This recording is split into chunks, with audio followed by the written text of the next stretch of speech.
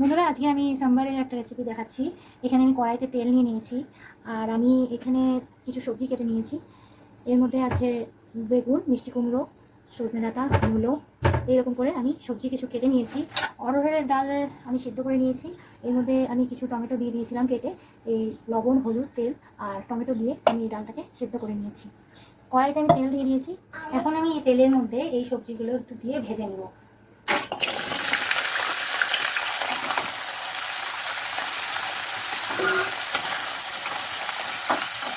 সুন্দর করে এই সবজিগুলো একটু কড়া করে একটু ভালো করে ভেজে নিতে হবে হাই হিটে।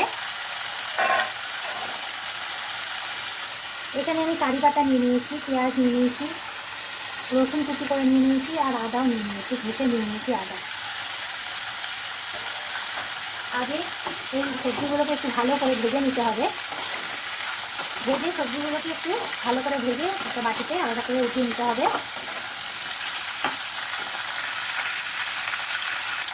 দেখো, আমাদের ভাজা কমপ্লিট হয়ে গেছে। এরকম লাল লাল করে আমি ভেজে নিয়েছি জিনিসটাকে।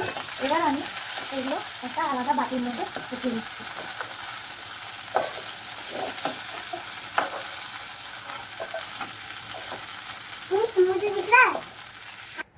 দেখো, আমি এখানে সমস্ত সবজি কড়াই থেকে উঠিয়ে নিয়েছি। এখন আমি এই কড়াইয়ে আর একটুখানি তেল দিব।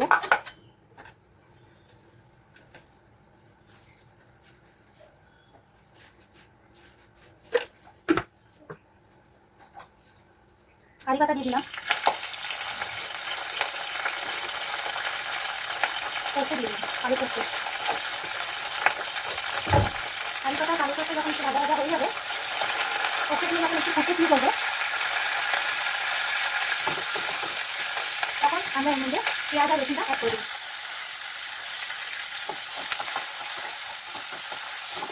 পেঁয়াজটা একটু ভাজা ভাজা হওয়া দিয়ে আমরা অ্যাড করবো।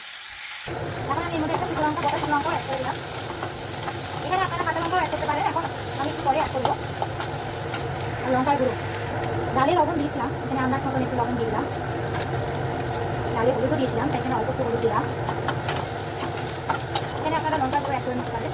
আমি কাঁচা লঙ্কা আর লঙ্কার গুঁড়োটা একটু পরে অ্যাড করি লাস্টে। আপনারা এখনও অ্যাড করতে পারেন, অথবা লাস্টেও অ্যাড করতে পারেন, আপনাদের চয়েস। আমার চ্যানেলটাকে প্লিজ সাবস্ক্রাইব করবেন, লাইক করবেন, শেয়ার করবেন, কমেন্ট করবেন। আর এই ডালটা বানিয়ে খেয়ে দেখুন কেমন লাগলো। আমাকে কমেন্টে প্লিজ জানাবেন কী কী রেসিপি আপনারা আরও দেখতে চান, প্লিজ জানান, আমি আপনাদের করে দেখাবো। এরকম যখন ভাজা হয়ে যাবে, তখন আমি এখানে আদাটা দিয়ে দিলাম।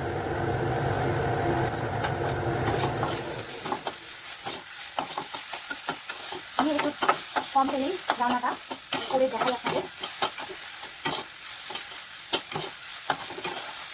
বেশি তেলে দেখতে রান্না বেশি সুন্দর হয়, খেতে বেশি টেস্ট হয়, কিন্তু স্বাস্থ্যের পক্ষে অতটা ভালো না অত তেল খাওয়া। তাই আমি অল্প তেলেই আপনাদের রান্না করে দেখাই, যে অল্প তেলেও রান্না অনেক বেশি টেস্টি হয়। আমি এখানে একটু হিং দিচ্ছি। হিংটা প্রথমে অ্যাড করতে হয়, আমি ভুলে গেছিলাম। এখন একটু সামান্য একটু মাঝখানে তেল গরম করে আমি একটু হিংটা দিয়ে নিলাম, দিয়ে একটু ভেজে নিয়ে সব মশলার সঙ্গে আবার আমি দিয়ে দিলাম। প্রথমেই দিয়ে দেবেন হিংটা একটু আপনারা। আর একটা জিনিস আমি ডালের মধ্যে দিয়েছি, আপনারা তেঁতুল গোলা জল দিতে পারেন সাম্বারের লাস্টে। আমি এখানে একটু কোকাম দিয়েছি, শুকনো কোকাম। ওটাও এরকম তেঁতুলের মতন কাজ করে, একটু টেস্টটা একটু আলাদা হয়, ওটাও খুব ভালো লাগে সাম্বারের সঙ্গে। সেই জন্য আমি এর মধ্যে ডালের মধ্যে কোকাম দিচ্ছি। আমাদের পেঁয়াজ ভাজা হয়ে গেছে, এখন আমরা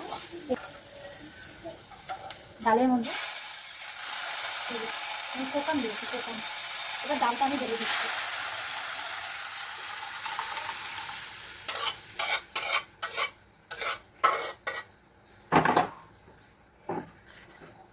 সঙ্গে এই সবজিগুলো আমি দিয়ে দিলাম।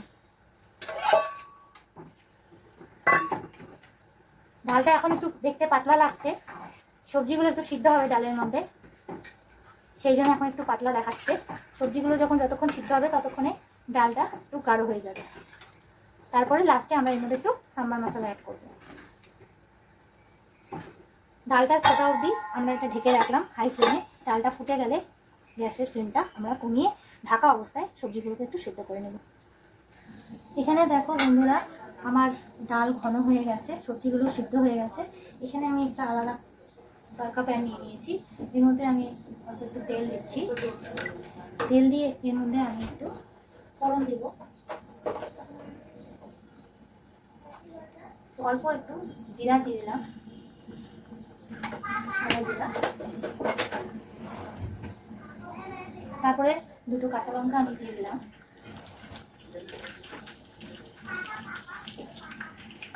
তারপরে আমি এর মধ্যে অল্প একটু শুকনো লঙ্কার গুঁড়ো দিলাম, অল্পই দিলাম কারণ আমি সাম্বার মশলা দিচ্ছি, এর মধ্যে যথেষ্ট পরিমাণে একটু ঝাল থাকে।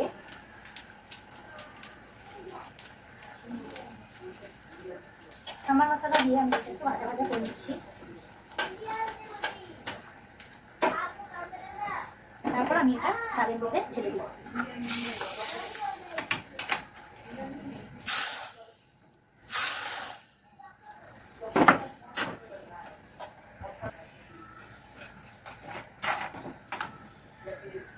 লাস্টে এইভাবে লঙ্কা জিরার সাম্বার মশলার তরকাটা দিলে, এবারে তরকা মারলে ডালটা একটু আলাদা একটা টেস্ট হয়। জিরাটা একদম অল্প দিবে। এবার এই তরকা দেওয়ার পর যেহেতু সাম্বার মশলাটা আমরা এখন দিলাম, সেই জন্য এটা আবার একটু সময় 2-3 মিনিট এটা ঢেকে দিয়ে বানাতে হবে। দেখো আমাদের ডাল রেডি, সুন্দর হয়েছে, সবজিগুলো খুব সুন্দর সেদ্ধ হয়ে গেছে, ডালটা অনেক টকটক ঘন হয়ে গেছে, খেতেও তেমনই টেস্ট হয়েছে। কেমন লাগলো?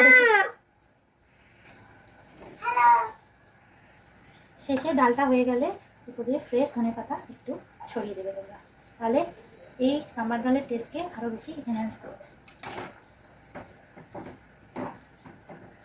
দেখো দেখতে কত সুন্দর লাগছে ডালটা।